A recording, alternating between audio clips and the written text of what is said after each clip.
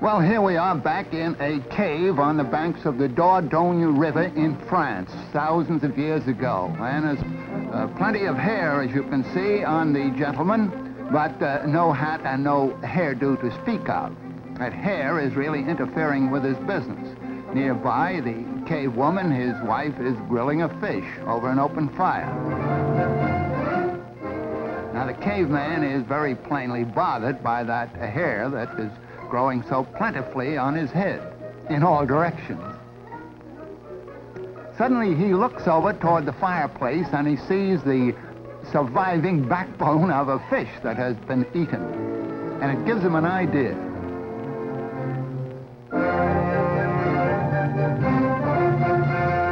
Now, I don't say that we have proof that this happened, but it could have happened, and some such original discovery must have been made.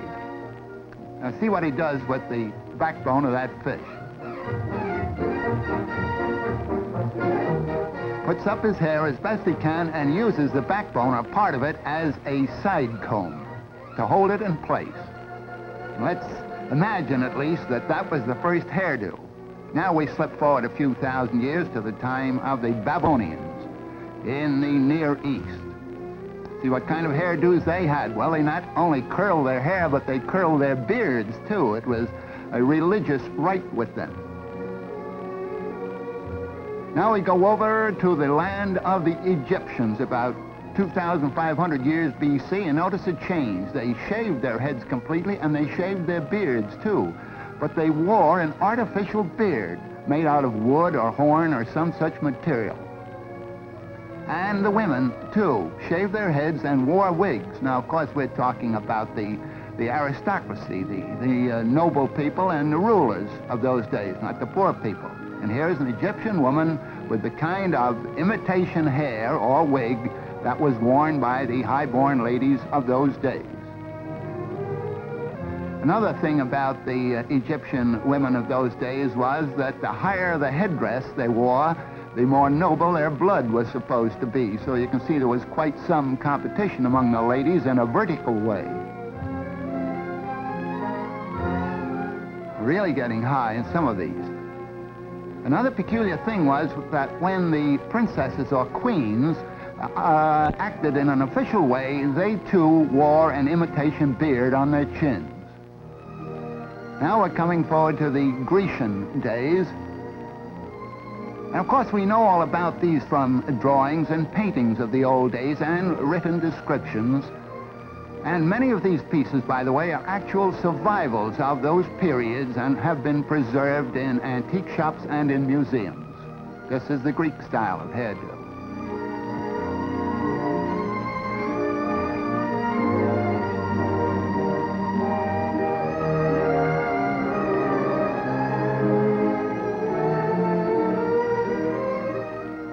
Of course, at all ages, a scarf was often used as a covering for the hair, with or without a hat on top of that. Now we're coming forward to the Roman days. There is a Roman painting, and a peculiar place for it. It's on the bald sconce of a Roman. And here we have one of the Roman ladies of the court of Augustus Caesar. And this is the kind of wig that she wore. A very dark wig. Now she sees her handmaiden there with a very blonde head of hair and plentiful, and she decides to change her mind and get a blonde wig. Whereupon the poor handmaiden has her hair cut off and made into a wig for the patrician Roman lady. Here we see her now with a blonde wig.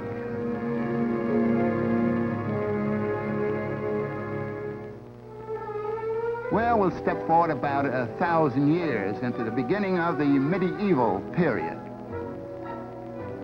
And this is the way the high-born young lady wore her hair then, in long ringlets, when knighthood was in flower.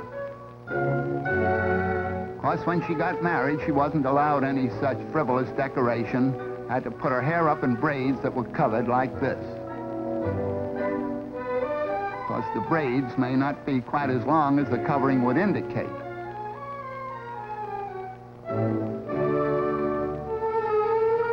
Just a little added decoration.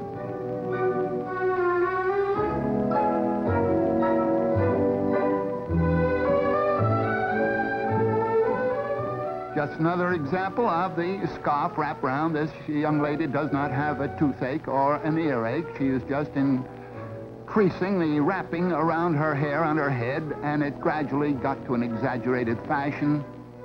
More and more of the face and hair were concealed until we got to this type, which became popular in Brittany, in France, hundreds of years ago.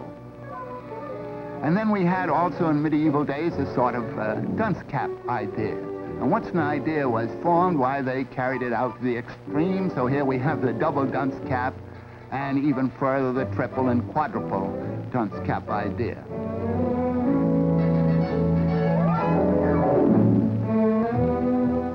And of course, further decorations were added.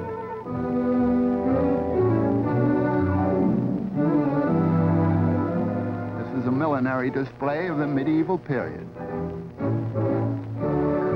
Now we come to what I call the antler type of hat.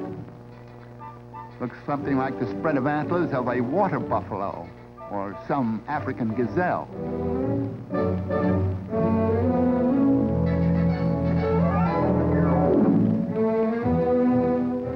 And this might be the ox type of decoration. This was popular, by the way, in England, about the time of Ivanhoe and Richard the Lionhearted. Only for high-born ladies, of course. And then, of course, the men weren't going to be completely left out of the picture. Here's a gentleman with a tall vertical hat. And just in case of a change in the weather, notice that he has a different type of hat slung over his back.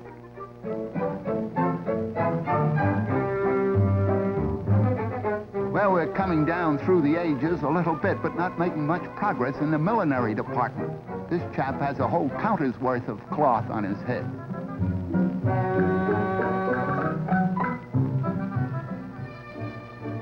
Now, this is on the neat side, but that hairnet is studded with precious jewels. In this case, it's the first cost and not the upkeep.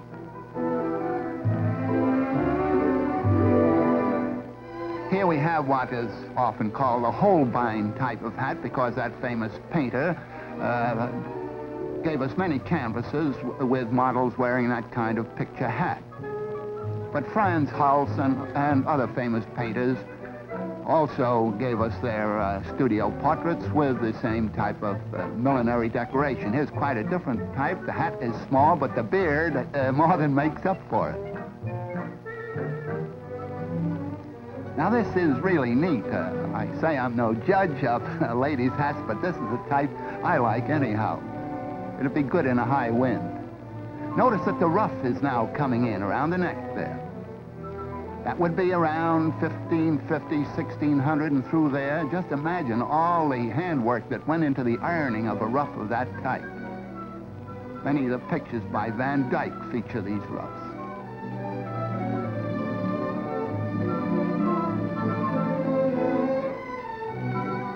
Here we're going into the vertical decoration again. You notice how it switches from the horizontal to the vertical and back again. High, low. Oh, and also we are coming into the corseted era, and in some of those old days they actually wore iron corsets. Of course, the whaling captors soon relieved the iron of its duty by bringing in the whalebone. This is just a simple country costume. I'm glad to say they've relaxed on that iron stuff. And here we have a lace bodice and a straw hat.